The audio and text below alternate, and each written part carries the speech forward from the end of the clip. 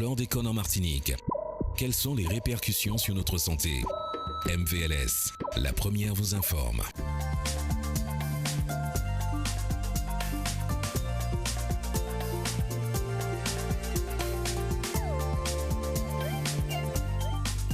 « 9h11 sur notre antenne » et après ce merveilleux Mario Canonge, le carnaval version jazz, voilà, vu et entendu autrement, nous allons recevoir deux merveilleuses personnes en studio. On est donc le dernier jour du mois, mercredi 31 janvier, c'est le jour de la Gazette Chlordécone dans notre émission. On fait le point sur l'actualité, les informations, les actions, les événements, tout ce qui concerne donc ce sujet. Ça vous permet de vous informer et puis en plus ça tombe bien puisque j'ai l'impression qu'on est dans la semaine chlordécone. On a Canary 2 qui est sorti, on a donc la chef de projet du plan chlordécone qui est actuellement en Martinique, on a également l'exposition itinérante du Carbet des Sciences qui se fait connaître de plus en plus. Enfin voilà, ça tombe très très bien et nous allons pouvoir faire le point sur la place de la recherche scientifique donc concernant ce sujet.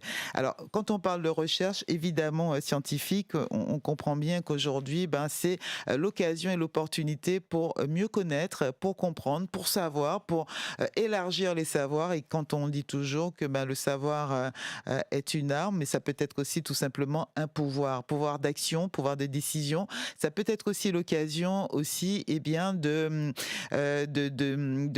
supprimer, d'évacuer des idées reçues, aussi de fausses idées aussi qu'on a des fois sur un sujet. Et ça, c'est le bon côté de la science. Deux invités donc avec nous en studio. Elle est toujours là, c'est notre référente, c'est la consultante, c'est la doctorante en sciences humaines et sociales qui est avec nous, membre du collectif Debout contre chlordécone. C'est Vicky Poulin-Catan. Bonjour Vicky. Bonjour Federica, bien bonjour tout le monde.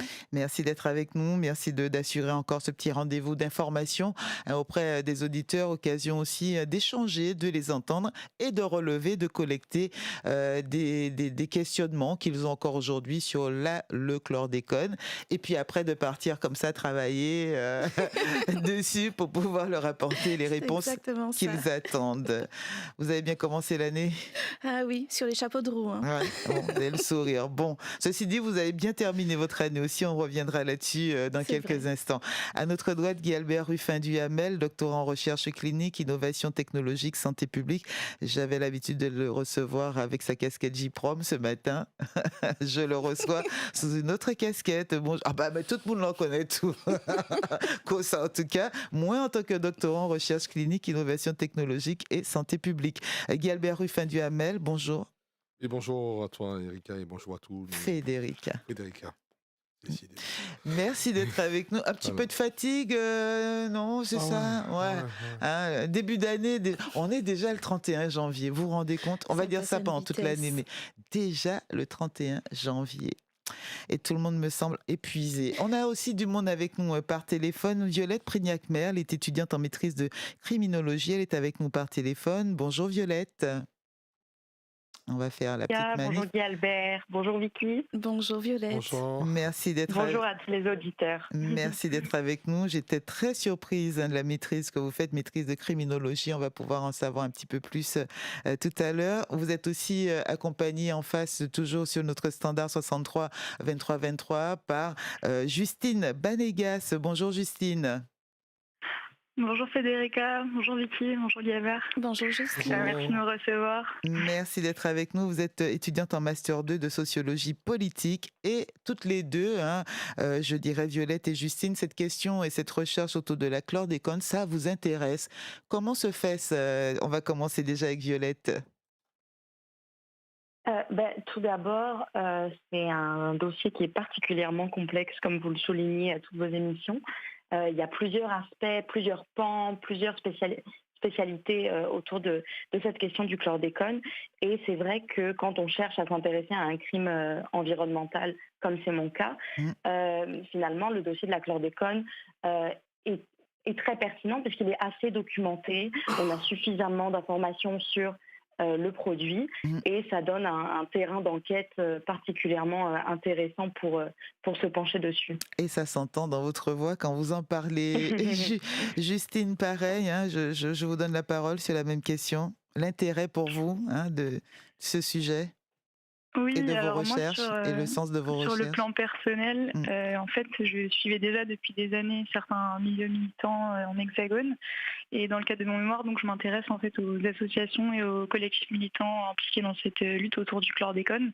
J'ai découvert des collectifs en Île-de-France qui militaient sur cette question.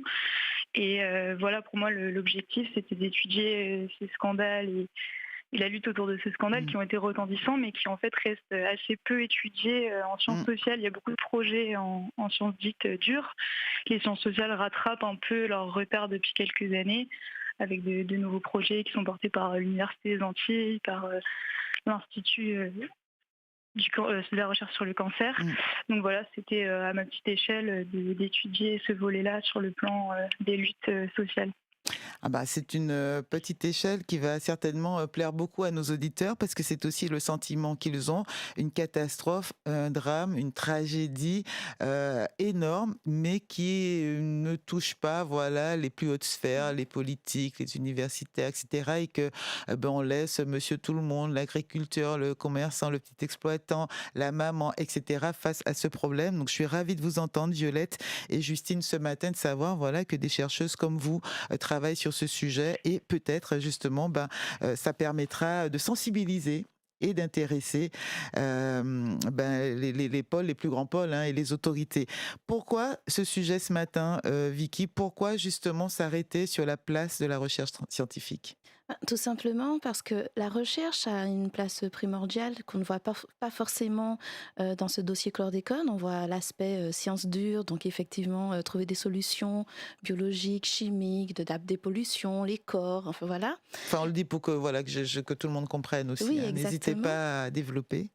Et donc effectivement, quand on parle de sciences dures, on parle de sciences qui vont toucher le biologique, la nature, le corps, La vraiment santé la santé, physique, la santé physique. les plantes, le sol. Exactement. Donc c'est là on parle de sciences dures. Et puis on va parler de sciences molles ou sciences... J'aime bien, il y a Guy Hilbert qui me regarde. Oui, on dit sciences molles, je suis désolée, c'est pas tellement joli, mais c'est vrai, on dit sciences molles. Ah, sciences dures, pourquoi ça passerait, pas sciences molles? Voilà. Donc les sciences molles, ce sont les sciences humaines et sociales. Sans jeu de mots, bien évidemment. En plus, c'est le seul homme au mieux. On va s'arrêter là. Donc oui, effectivement, ce sont les sciences humaines et sociales qui vont avoir attrait à notre vie au quotidien, à ce que nous sommes, nous ressentons, les groupes sociaux, les individus, comment on va ressentir les choses, comment on va améliorer les choses pour chacun d'entre nous, comment on va accompagner les personnes. Donc il y a tout ça à mettre en place et il est ultra nécessaire, j'ai envie de dire, que les sciences humaines et sociales s'en emparent aussi. Et notamment, par exemple, on prend le cas des dossiers en justice. Là, pour le moment, vous regardez le préjudice d'anxiété, par exemple, on en parle, mais c'est quelque chose qui n'a pas été retenu par la justice.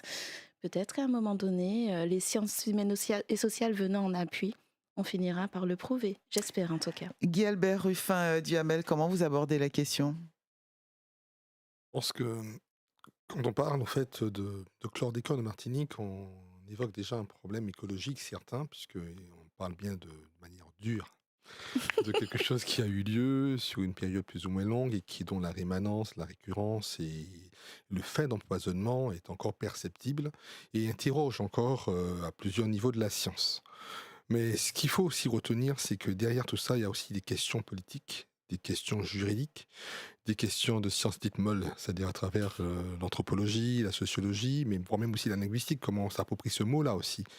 Et je crois qu'on parle d'anxiété tout à l'heure, c'est Vicky qui faisait référence, quand on parle du préjudice moral dit d'anxiété, on parle déjà de mutation psychologique, comment cette population réagit dans ces tensions qui sont tellement importantes qu'elles vont même faire muter les identités et voire même certains discours. Donc je crois que c'est une manière polymorphique que je l'approche. Et je me dis aujourd'hui, la chlordécone n'est pas qu'un élément, je veux dire, de physique, n'est pas qu'un élément médical, mais un élément de société. Et c'est dans ce spectre social que la chlordécone est désormais devenue une vraie pathologie de société en Martinique et en Guadeloupe, puisqu'on parle de scandale aux Antilles françaises. Bah oui, c'est pas que la Martinique, hein, exactement. 9h21 sur notre antenne. On rappelle le numéro 05 96 63 23 23. Nos auditeurs, nous en avons déjà qui sont là et qui patientent. C'est l'occasion pour vous, d'interroger, d'échanger, de confronter aussi vos questionnements, peut-être aussi vos ressentis, vos savoirs aux chercheurs qui sont avec nous ce matin en studio et par téléphone. Je vous donne la parole juste après ce petit message. J'y crois pas, mon Dieu! C'est bien toi? Ça fait tellement longtemps! Du lundi au vendredi dès 17h30 en télé sur Martinique la Première, retrouvez votre telenovela Une note d'espoir. Sol va danser à la place d'Erika. Trop vieille pour danser avec mon fils, voyons. Dans sa jeunesse, Sol a abandonné ce rêve de devenir chanteuse de funk pour devenir évangéliste et épouser Carlo. Il y a des gens qui m'ont dit que je n'avais plus l'âge de monter sur scène. Vous êtes d'accord? Cependant, 20 ans plus tard, Sol reçoit une invitation à être choriste du chanteur en déclin, Louis Lorenzo. Danser dans le spectacle de Louis Lorenzo? Pas question. On va nous couper l'électricité, enfin. Une note d'espoir, votre telenovela du lundi au vendredi dès 17h30 en télé sur Martinique la Première. Écoutez ça. Bientôt le carnaval.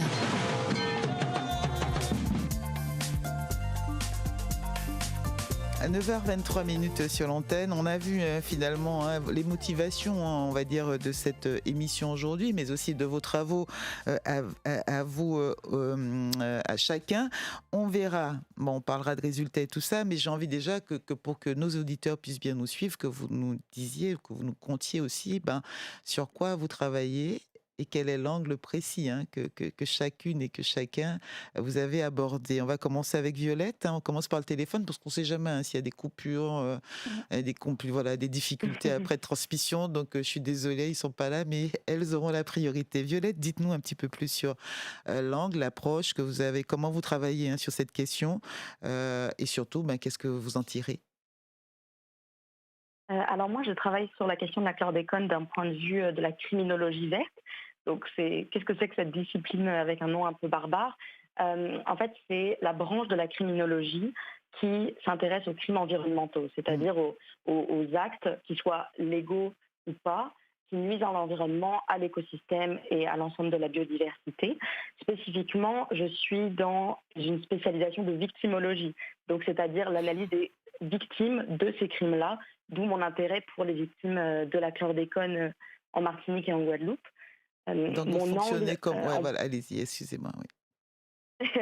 Donc, l'angle sous lequel je suis, c'est la question de la justice pour ces victimes-là. On cherche à regarder quelles sont leurs perceptions du crime, quelle expérience elles en ont, et quelles sont les attentes des victimes par rapport à la justice et la réparation. Vous savez que ce point-là, que ça divise encore aujourd'hui, c'était très fort avant, peut-être un peu moins, notre population.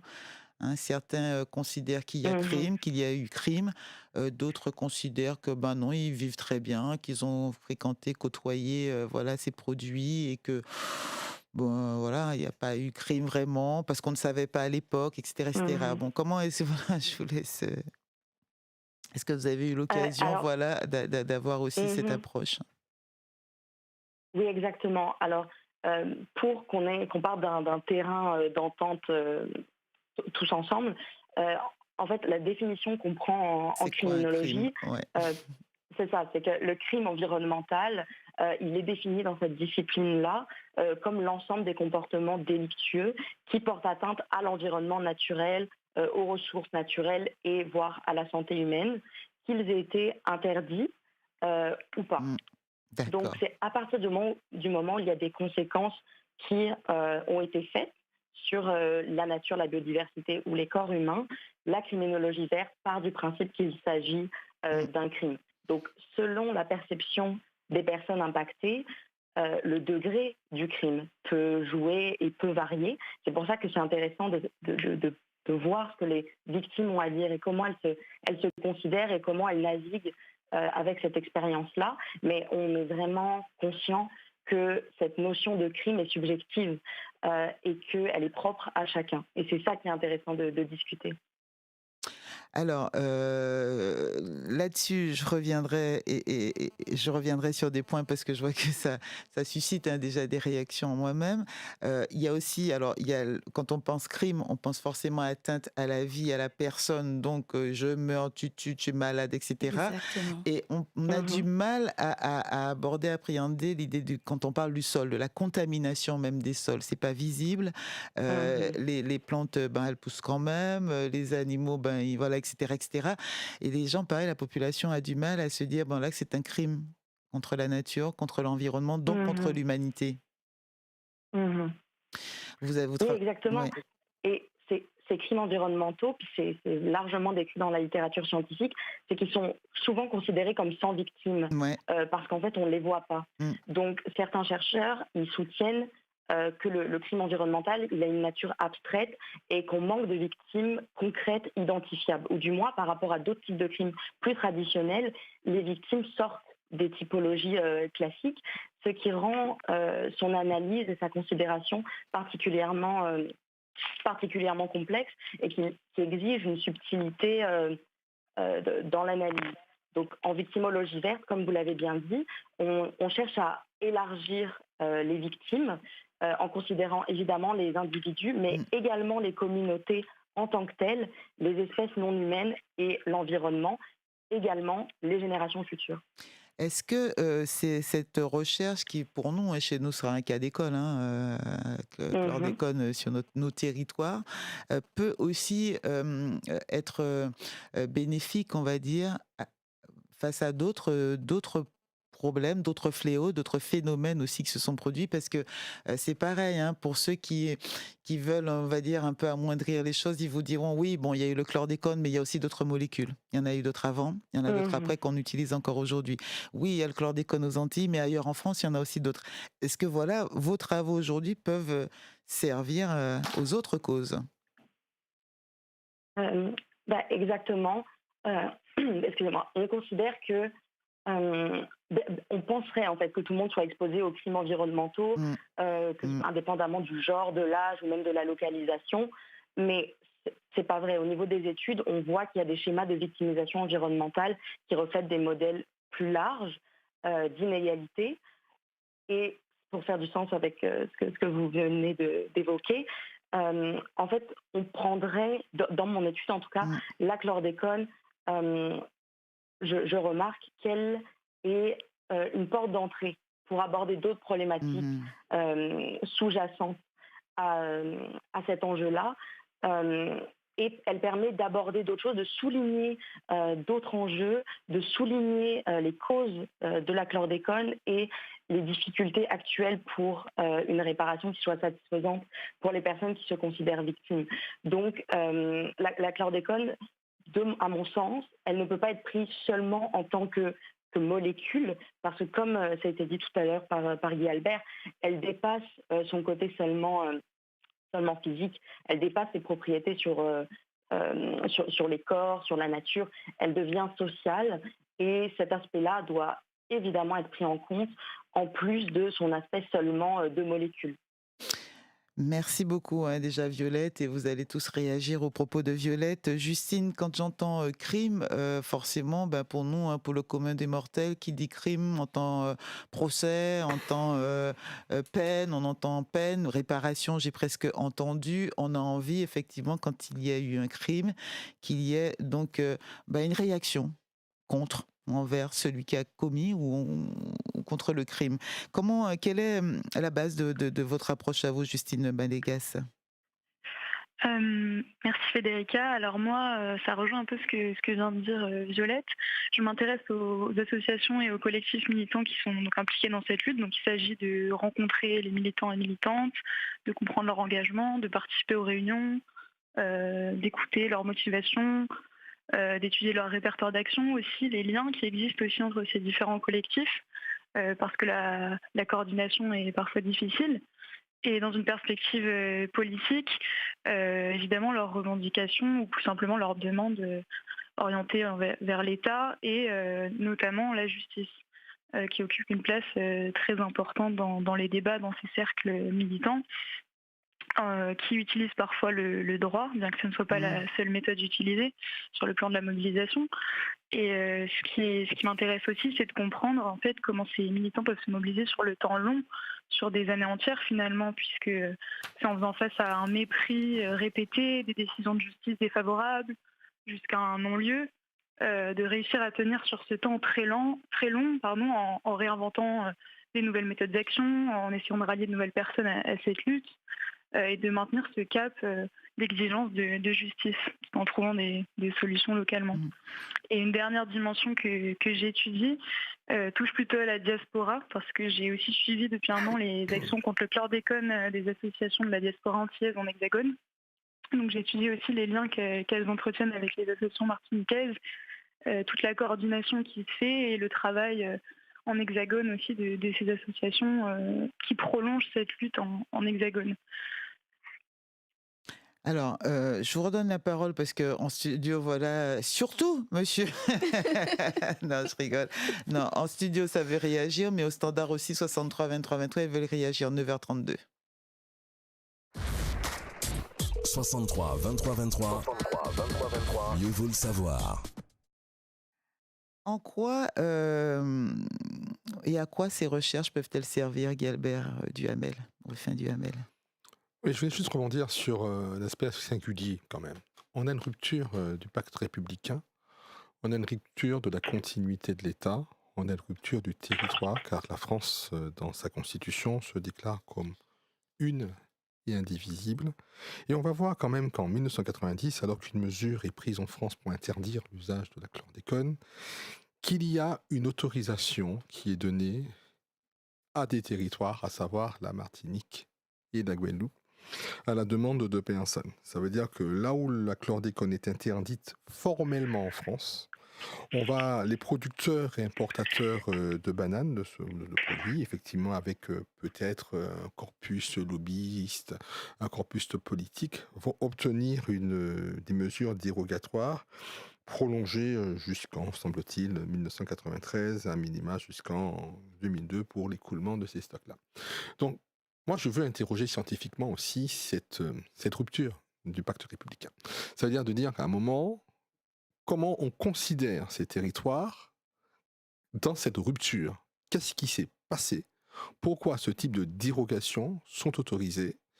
Je ne rentre même pas dans la constitution du crime. Je suis vraiment très en amont. Je suis dans la citoyenneté des Français de Martinique et de Guadeloupe, qui pour des raisons économiques, puisqu'on parle bien d'écoulement de stock, on parle également de continuité économique, peuvent, dans un produit où on a formellement fait la démonstration, là il ne s'agit plus de recherche, il s'agit maintenant de choses avérées, puisqu'on le sait. On a des exemples d'autres territoires, d'autres États qui l'avaient formellement interdit. Donc je crois que cette première recherche est une recherche, je vais dire, constitutionnelle. C'est-à-dire comment dans la Constitution cela a pu exister et qu'est-ce qu'aujourd'hui nous garantit que ce fait qui aujourd'hui pose tellement de problèmes de société a peut-être inspiré au-delà des plans des politiques publiques constitutionnalistes. Je crois que déjà là, il y a un vrai problème. Parce que ces questions-là, je dis, même encore une fois, le commun des mortels le sait. C'est-à-dire que depuis certaines déclarations et informations qui ont été faites, les gens savent qu'effectivement c'est interdit depuis les années 80. Ils savent après qu'il y a eu dérogation. Ils savent après que le gouvernement a autorisé des planteurs ou des exportateurs ou des distributeurs à l'utiliser de nouveau alors qu'on le savait, etc. etc. Aujourd'hui, justement, est-ce que vous avez une réponse? Est-ce que vous, présent et au téléphone, notamment Justine Banegas ou Violette, est-ce que vous avez des réponses à ça? Mais c'est justement. Ou est-ce qu'on est encore simplement en train de gratter, en train de chercher, en train de... Oui, mais c'est bien ça la robustesse, c'est-à-dire est-ce qu'on oserait, est-ce qu'on peut avoir l'audace aussi peut-être de faire certaines hypothèses ou pas? C'est bien ça, le propre d'une recherche, c'est-à-dire la recherche part d'une hypothèse. Et cette hypothèse, avec une méthode scientifique, une méthode académique qui est suffisamment rigoureuse, permet aujourd'hui d'expliquer un certain nombre de faits. Et le crime, il est là. Bon, après, on reviendra dessus. Mais il y a déjà une recherche constitutionnelle, une recherche de ce qui est autorisé et ce qui ne l'est moins. Vous avez vu qu'on l'a fait aussi pour les territoires d'outre-mer quand on parlait de la Covid, la crise Covid, où on disait voilà que il y a telle mesure pour le territoire national et les préfets des régions d'outre-mer pourront aviser comme ils l'entendent pour les territoires ultramarins, puisqu'on nous appelle comme ça encore aujourd'hui. Donc on voit bien que dans le mécanisme d'adhésion du pacte de citoyenneté, du pacte de république, de territoire dit des Outre-mer à cette république, il y a un problème technique, un problème Peuple à part, juridique. Territoire à part, traitement à part. Et c'est justement là où qu'on parle. Et là, on voudrait savoir pourquoi finalement on est si à part. Eh ben, c'est justement. Mais à part à notre désavantage, apparemment. C'est justement toutes ces questions qui sont embarquées dans cette recherche-là, qui n'embarquent pas uniquement une recherche, mais heureusement qu'elle est là, et je remercie beaucoup mes collègues qui font cette recherche en écologie verte, en criminologie verte, mais aussi qui font des recherches en sciences dites molles, c'est-à-dire tout ce qui concerne les sciences humaines et sociales, mais aussi un peu plus dur comme je mène à mon niveau, je suis en santé publique. Mais il y a aussi cette interrogation qui ne va pas porter que le cas de la chlordécone, mais un cas de trop. Et c'est peut-être là que j'aimerais peut-être avoir aussi la réaction de plusieurs autres chercheurs, car il faut vraiment comprendre que dès lors qu'on fait des dérogations qui sont de portée criminelle, on crée un état de droit, on crée un socle juridique sur lequel, effectivement, l'État de France uni et indivisible est forcément rompu en citoyenneté. C'est ce flou qui fait que dès qu'on parle réparation, tout de suite, tout le monde s'anime. Oui, en fait, oui. C'est-à-dire qu'aujourd'hui, il y a trop de zones d'ombre. Et on nous oppose souvent justement ces méconnaissances, ces trous béants, en fait, voilà, c'est ce qu'on nous oppose. Et oui, effectivement, ça ne permet pas la bonne compréhension de la problématique chlordécone dans son entièreté, et ça ne permet pas non plus les recours possibles. Et donc la matière scientifique, voilà, plus il y en aura à tous les niveaux, dur ou molle, pourra soutenir peut-être... Mais la nature, c'est la science n'a d'effet que si. Enfin, il faut bien comprendre quelque chose. C'est-à-dire que faire de la science, c'est produire des connaissances, en fait. C'est produire des savoirs et des connaissances. Des connaissances qui sont démontrées, qui sont suffisamment probantes et qui me donnent, en tout cas, quelque chose d'exact. En tout cas, relativement probant. Mais ça ne servira absolument à rien si derrière cela, il n'y a pas un agenda politique, un agenda juridique. Et c'est peut-être là où le juge n'est pas tenu de rendre la justice au nom de la science. Il rend la justice au nom du droit. Et malheureusement, dans les sources du droit, vous avez la loi, le règlement, la jurisprudence, la doctrine, l'usage et j'en passe, mais vous n'avez pas la science. Ça veut dire que même quand vous avez effectivement des éléments scientifiques probants publiés dans un Lancet ou je ne sais quelle grande revue, ce n'est pas opposable au magistrat. Et c'est peut-être là où vous avez encore à cette schizophrénie de recherche. On fait de la recherche pour quoi ? On fait de la recherche peut-être pour dire aux gens de belles choses, d'accord, mais ils n'en ont pas besoin. C'est-à-dire qu'à un moment, il faut traduire cette recherche. Et c'est là le rendez-vous politique. Pouvoir prendre nos travaux, se les approprier, les faire entre-gorge et les imposer dans le débat de société de manière à ce que ça crée des métamorphoses à tous les niveaux, y compris les métamorphoses judiciaires. Mais si elles ne servent qu'à les mettre dans des publications qui sont très, très, très bien, qui nous gratifient peut-être de quelques titres de chercheurs, elles n'auront aucun effet, malheureusement, c'est le cas, sur les populations. J'allais dire, et c'est toujours là où nous en sommes. Je laisse réagir Violette. Oui, c'est très intéressant, puis c'est absolument nécessaire de rappeler que la recherche, elle n'est pas faite pour être utilisée uniquement dans une tour dorée et à destination des chercheurs qui se disent entre eux. C'est pas ça l'objectif de la recherche, c'est de traduire une réalité sociale, une réalité qui est difficilement empirique autrement, pour qu'il y ait des actions concrètes, évidemment.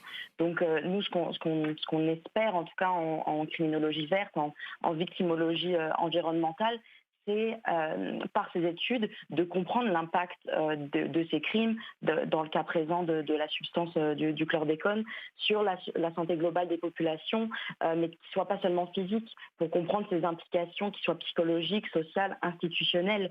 On est là pour documenter les conséquences, identifier les besoins des personnes, des victimes, et pour participer à la recherche de réponses qui soient adaptées à leur réalité et non seulement pour produire de la recherche pour produire de la recherche. Justine Banegas.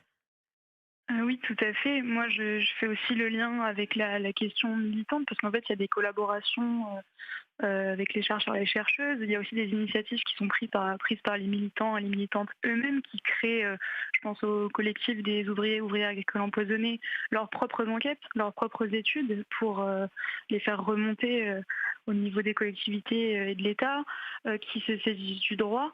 Donc il y a des liens et des initiatives de plus en plus pour qu'il y ait des résultats finalement et qu'il y ait des actions politiques qui fassent suite. Et sur le plan des sciences sociales, sur le plus long terme, j'espère que ces études scientifiques aussi transformeront la manière, comme le disait Vicky, dont l'histoire est racontée à l'université, à l'école ou ailleurs, en racontant cette histoire finalement qui n'est pas à ce jour racontée et jamais racontée, en tout cas en partant de la voix des Antillais. Et la sociologie, c'est l'étude des sociétés. Donc voilà, donner beaucoup plus de place à l'étude des sociétés antillaises et à leur lutte.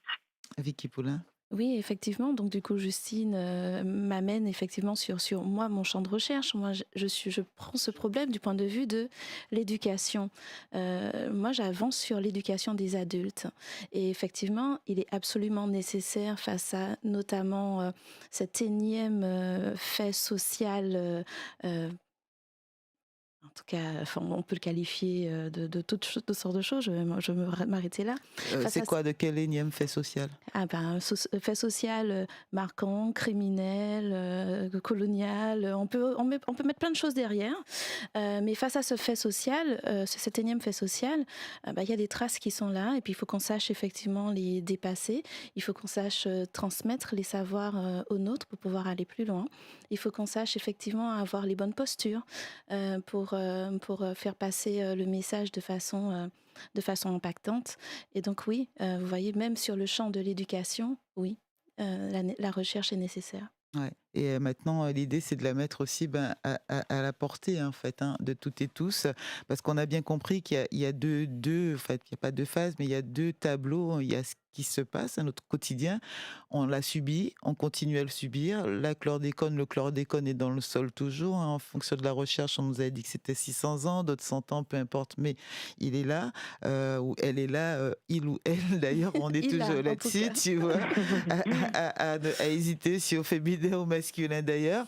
Certaines personnes, quand on est en période d'alerte, de sensibilisation, sont un petit peu, je vais dire, font attention un petit peu à comment ils mangent, à s'ils plantent, est-ce qu'ils vont examiner leur sol, et ils vont se demander la traçabilité des produits que j'ai utilisés, ou bien face à certaines pathologies, sinon, est-ce qu'on va pas insister un petit peu plus auprès du médecin pour faire une recherche, pour rappeler un petit peu l'historique de la famille, etc., etc.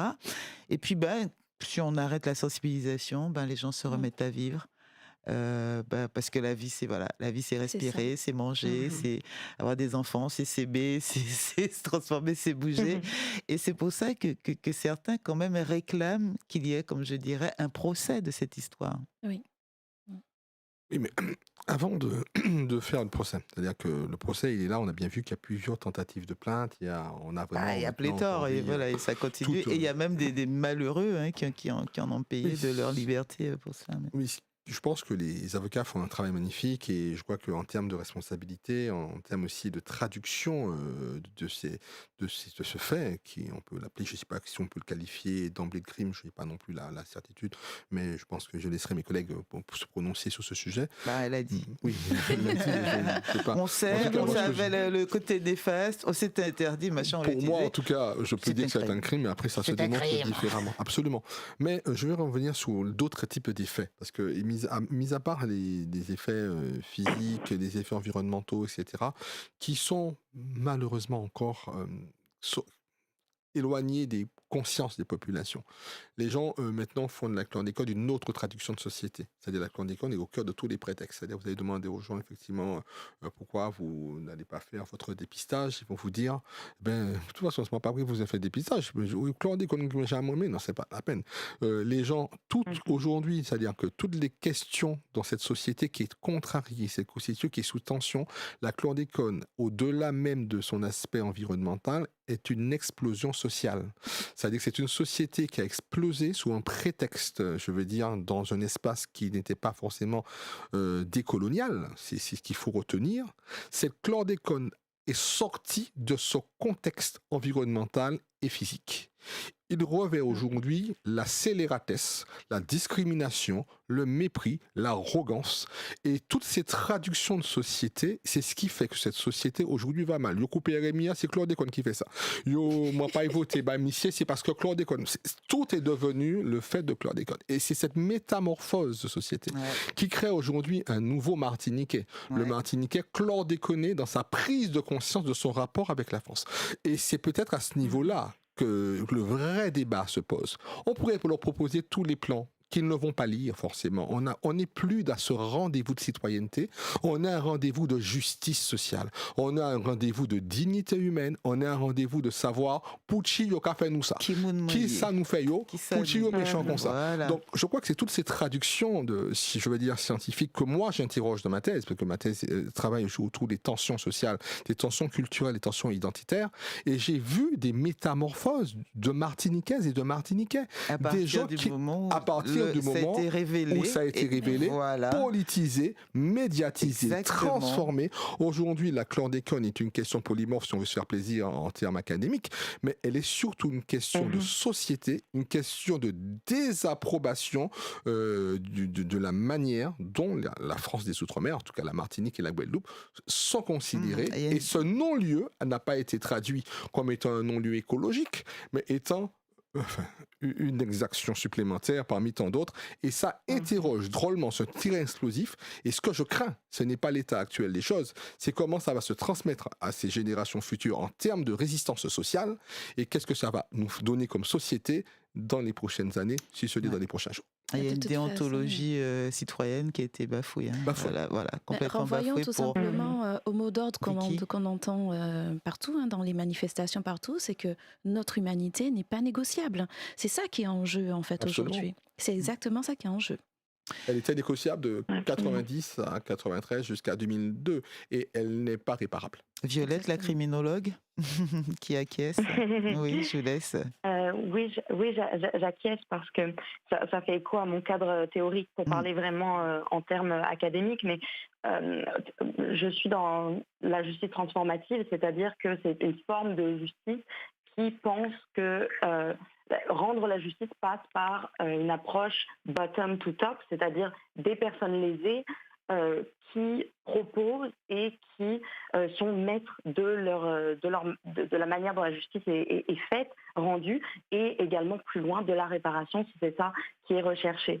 Donc, on est vraiment dans cette considération de ce que les victimes ont à dire, comment elles le vivent, et c'est elles qui doivent être actrices de leur réparation. Donc, tout ce qui vient d'être évoqué fait du sens là-dedans. Puis c'est intéressant parce qu'au cours des entrevues que j'ai pu mener avec des personnes victimes, on se rend bien compte que pour beaucoup, la justice a un sens très, très, très cynique finalement, parce qu'il y a un désabus. Les gens sont très désabusés, les victimes n'y croient plus, et pour elles, la réparation ne peut pas passer par les tribunaux qui les ont déjà tant déçus. 9h49, merci à vous. On va marquer une courte pause. On rappelle que le 63 23 23 reste ouvert. Si vous souhaitez vous aussi apporter votre petite pierre, votre feuille, votre branche à notre échange ce matin, à notre conversation, le scandale donc de l'utilisation de la chlordécone sur nos sols a-t-elle, selon vous, modifié notre société? Comment a-t-elle modifié le Martiniquais et la Martiniquaise? On le dit bien en dehors, du point de vue de la santé. On parle des cancers, on parle de pas mal de choses aujourd'hui. Il y a pas mal de pistes où on sent que on va vers des confirmations quand même et des validations, mais au niveau même de la mentalité, de comment le Martiniquais se sent, sa place dans la société, sa place vis-à-vis de la France, etc. Vous, quel point de vue, quelle réflexion vous avez sur cet angle également? 63 23 23, je donne la parole après ce petit message.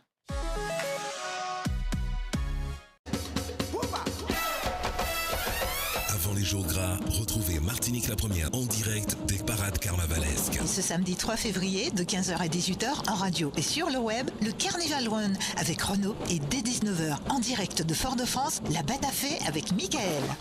Carnaval 2024 sur Martinique la première. Martinique la première, c'est vous. Chlordécone en Martinique. Quelles sont les répercussions sur notre santé? MVLS, la première vous informe.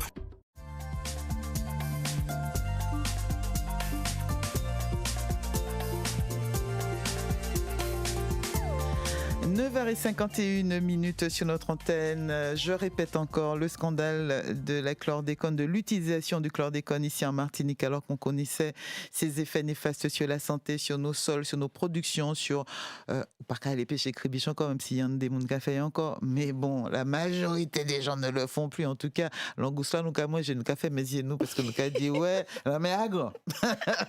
Ça va pas passer par là. Nous passons à côté isoté, la mer agro. On mange encore les oursins à 90 €, 80 € les chadrons, la mer grand.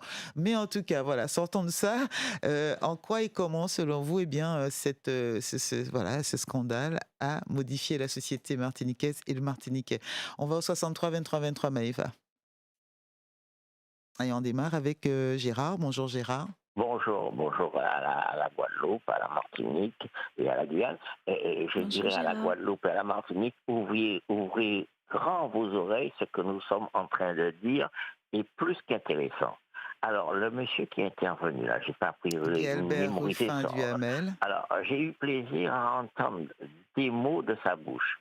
Rupture de la continuité de l'État et faire rendre gorge à la justice qui n'a pas l'habitude de considérer, il considère ça de très loin. Et même j'ai vu des magistrats méprisants vis-à-vis du fait scientifique. C'est leur martyrisme intellectuel qui est important. Le fait scientifique, c'est pas vrai. C'est qui aille. Bon, voilà. C'est leur attitude à certains. Bon. Alors, on dit qu'il y a eu crime et j'ajouterai derrière qu'il y a eu vol et pillage. Pourquoi? La Martinique, pour satisfaire en eau toute la Martinique, et d'après l'eau qu'on met dans les tuyaux, c'est 40 millions de mètres cubes d'eau. Et les besoins réels de la Martinique, d'après les compteurs d'eau des particuliers et des entreprises, c'est 20 millions de mètres cubes d'eau. L'argent des tuyaux a été distribué aux actionnaires des sociétés de services. Voilà. L'État régalien ne s'est pas occupé de l'eau alors que c'est sa prérogative. Voilà. J'ai pas fini. Prenons l'exemple du secteur Lorrain-Vauclès. J'en ai déjà parlé et je vais vous offrir une solution différente. À savoir que ce secteur, c'est environ 11 millions de mètres cubes d'eau par an, mais avec 50% de perte. Si vous réduisez drastiquement la perte, vous n'aurez besoin que de 6 millions de mètres cubes d'eau. Et avec le système de traitement de la chlordécone, vous traiterez mieux l'eau et il y aura déjà un peu moins de chlordécone dans l'eau distribuée. Là-dessus, on peut ajouter d'autres solutions. Au Chili, les gens, ils ont inventé un système pour récupérer l'eau des embruns, ce sont des filets. Et ces filets, c'est rien d'extraordinaire, c'est apparenté au filet de pêche en polypropylène qui est insensible aux ultraviolets. Et ces filets, vous les mettez sur une colline et l'eau s'égoutte en bas du filet. C'est tout bête, tout simple, d'une simplicité étonnante. Dans le meilleur des cas, vous recevez entre 20 et 40 litres par mètre carré de filet. Dans le meilleur des cas, c'est pas tous les jours. Et puis, bon, si on compte que 2 ou 3 litres par mètre carré, si vous avez 1000 mètres carrés, vous aurez 2 ou 3 mètres cubes. Voilà. Et si nous avons un système collinaire dans la façade atlantique où les embruns arrivent, on peut produire de l'eau très pure, exemple de chlordécone, et introduire une partie de cette eau dans l'eau de distribution. On abaissera encore le pur de chlordécone, voilà. Et je laisse la parole aux autres. Je ne vais pas trop vous ennuyer avec les solutions techniques, mais elles existent, elles sont là, à notre portée, et pas si chères que ça. Bon allez, bonne journée, au plaisir. Merci Gérard, Merci, c'est Gérard. des informations pour vous, Vicky. Oui, bien sûr, on prend note, effectivement, parce que de toute façon, le but, c'est de trouver des solutions. Hein. Nous, Adam, mais il faut que nous garder pour sortir Tibrin, pour continuer à vivre aussi. Et il faut aussi cette partie plus concrète également. Étienne, il a raccroché. Étienne souhaitait réagir. Je vous rappelle qu'en ce moment, justement, Edwige Duclé, il est là, Étienne. On va lui redonner la parole. Elle est actuellement en Martinique. On rappelle, c'est elle elle a été nommée pour diriger donc ce projet, un plan chlordécone. Elle est actuellement chargée par le ministère de la Santé et des Outre-mer et chargée de la coordination de ce plan chlordécone où, plusieurs personnes sont invitées notamment à faire leur chlordéconomie. Étienne, bonjour Étienne. Bienvenue. Voilà, je rappelle parce que j'étais dans la voiture et je crois que quand on est dans la voiture avec la radio, ça fait des heures. Je suis descendu. On vous entend très bien là maintenant, allez-y. Voilà, c'est gentil. Bien. Allez-y Étienne, on vous écoute. Voilà, alors je suis un petit peu sidéré de voir ce qui s'est passé. La semaine dernière, j'ai été, parce que j'ai entendu beaucoup d'émissions qui passent, qui disent qu'on peut se faire dépister pour voir si on a le chlordécone. J'ai été voir mon médecin traitant, il m'a donné une prescription, j'ai été au laboratoire. Et j'ai été surpris de voir cette semaine, je reçois une facture de 70 € pour payer, non pas un laboratoire de la Martinique, j'ai été à un laboratoire de la Martinique, mais qui partait en France. Et on m'a demandé de payer ceci qui est non remboursable. Alors qu'on nous disait qu'on pouvait aller dans n'importe quel laboratoire, disant, voilà, je l'ai fait un prélèvement de mon sang pour franchir le chlordécone. Alors je dis que, comment on nous couillonne, nous sommes vraiment couillonnés par ça. Alors les deux là qui sont avec moi en studio vont pouvoir réagir et nous dire comment Guy-Albert Ruffin, Vicky Catan-Poulain.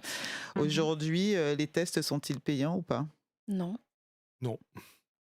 De façon très claire, aujourd'hui, vous n'avez même pas besoin d'ordonnance de votre médecin. Et vous allez directement au laboratoire et vous demandez à faire un test de chlordéconomie. Et normalement, vous avez juste un document à remplir et tout est fait et vous ne recevez pas de facture. Mais voilà, j'ai fait tout ce que vous dites là, je l'ai fait au laboratoire.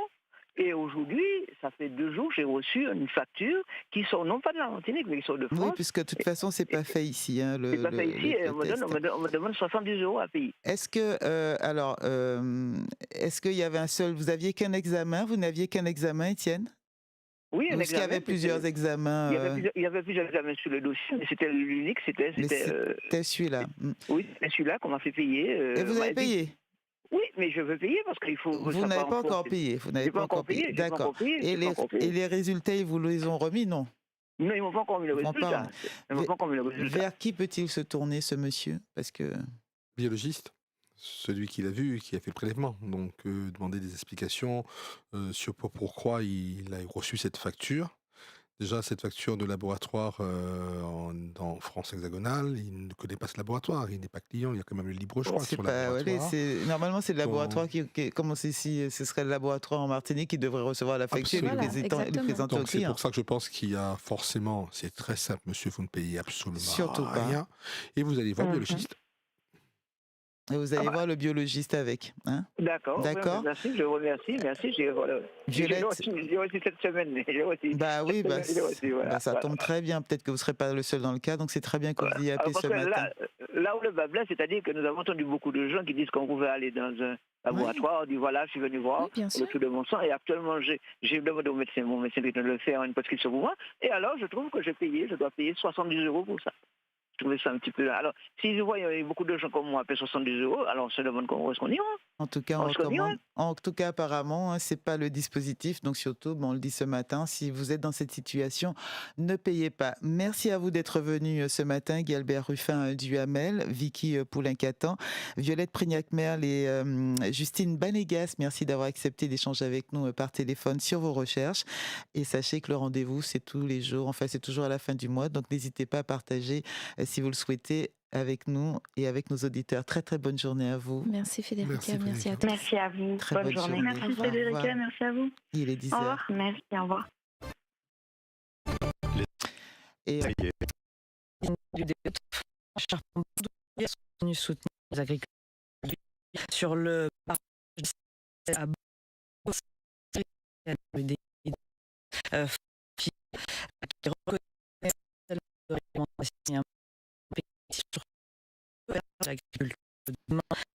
je crois que France Inter a un petit souci de transmission, comme quoi on aurait pu continuer. Ça vous laisse une petite 30 secondes pour conclure, hein, justement, de conclusion. Guy Albert Ruffin, on a un petit peu de temps.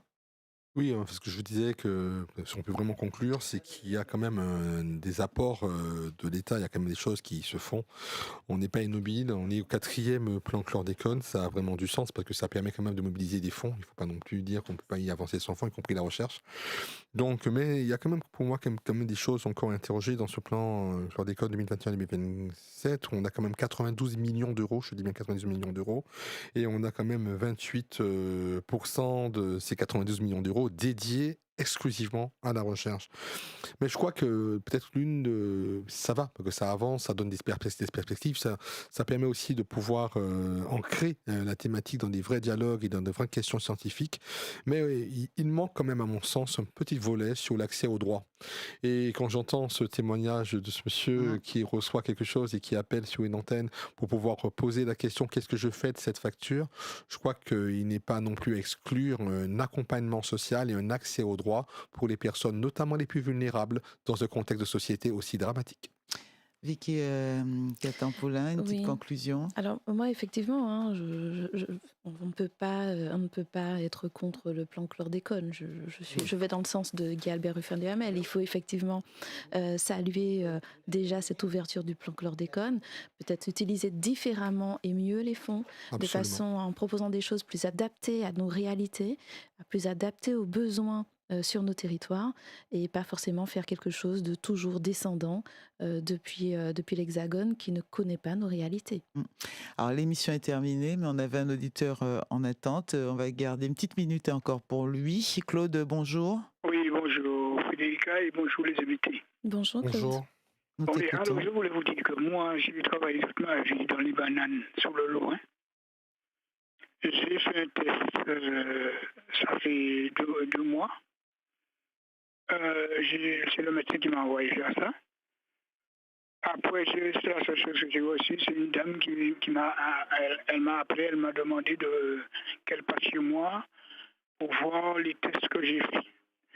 Alors je lui ai demandé qui c'est qui lui a dit ça et il m'a fait comprendre que c'est de la métropole que c'est sorti, on l'a envoyé. Elle est venue regarder qu'est-ce que je mange, qu'est-ce que j'ai fait ici et où ça. Mais ça, c'est un petit détail. Mais lorsqu'on me dit que les gens ont des fleurs d'économie, j'ai travaillé dans les bananes, j'ai passé tous les produits qui se trouvent dans les bananes.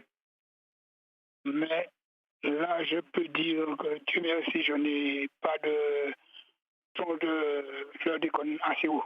Merci Seigneur. Mais lorsque j'entends les gens dire qu'ils ont fait des trucs qu'on leur fait payer, ce qu'ils payent, c'est eux qui veulent payer. Parce que normalement, on ne paye pas ça. Le médecin vous a donné un bon pour aller faire, vous faites, c'est gratuit. C'était gratuit pour toi, Oui. voilà quoi. Oui. Il n'a pas payé, mais bon, apparemment, alors je ne sais pas hein, si ce sont des personnes malveillantes, si c'est une arnaque, voilà, on ne sait pas, mais en tout cas, on lui a dit de ne pas payer, de ramener ce document donc au laboratoire, de demander pourquoi, et puis peut-être, si Étienne nous écoute encore, tu sais que nous sommes là tous les jours, il y a l'avocate le jeudi, il y a l'association des droits consommateurs, consommateurs qui est là le mardi, voilà, donc n'hésite pas, il y a les médecins aussi, donc tu n'hésites pas à nous rappeler, hein, Étienne, pour nous dire ce qu'il en est et ce que t'a dit le laboratoire finalement. En tout cas, Claude, merci pour ton témoignage et ça vient conforter et rappeler à Étienne, ben non, c'est pas payant quand on fait ces tests-là.